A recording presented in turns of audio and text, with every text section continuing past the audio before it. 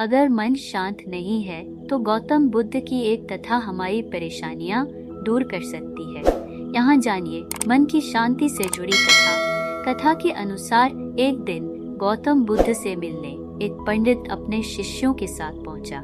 पंडित बहुत ही जोश में था। वह बुद्ध से बहुत सारे प्रश्न पूछना चाहता था। बुद्ध के सामने पहुंचकर पंडित ने कहा कि मुझे आपसे बहुत सारे प्रश्न पूछना है, आप अभी मेरे प्रश्नों के उत्तर दें। बुद्ध ने कहा कि मैं तुम्हारे सभी प्रश्नों के उत्तर दूंगा, लेकिन तुम्हें मेरी एक बात माननी होगी। पंडित ने कहा कि ठीक बताइए, आपकी टिंग बताइए। बुद्ध ने कहा कि तुम्हें 1 साल तक मौन व्रत धारण करना होगा, उसके बाद तुम जो भी पूछना चाहते हो पूछ सकते हो।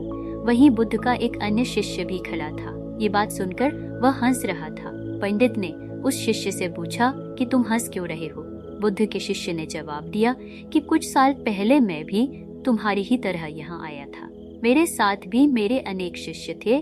तब तथागत ने मुझे भी यही बात कही थी। 1 साल बाद मेरे पास कोई प्रश्न ही नहीं थे। बुद्ध ने पंडित से कहा कि मैं अपनी बात का पक्का हूँ। 1 साल बाद तुम्हें साल बाद तुम्हें सारे प्रश्नों के जवाब दूंगा। पंडित ने बुद्ध की बात मान ली और मौन व्रत धारण कर लिया।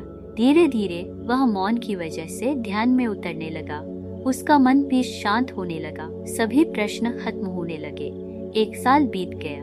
तब बुद्ध ने उससे कहा कि अब तुम अपने प्रश्न मुझसे पूछ सकते हो। ये बात सुनकर पंडित हंसा और कहा कि 1 साल पहले आपके शिष्य ने सही कहा था कि 1 साल बाद कोई प्रश्न ही नहीं बचेगा। आज मेरे पास आपसे पूछने के लिए कोई प्रश्न नहीं है।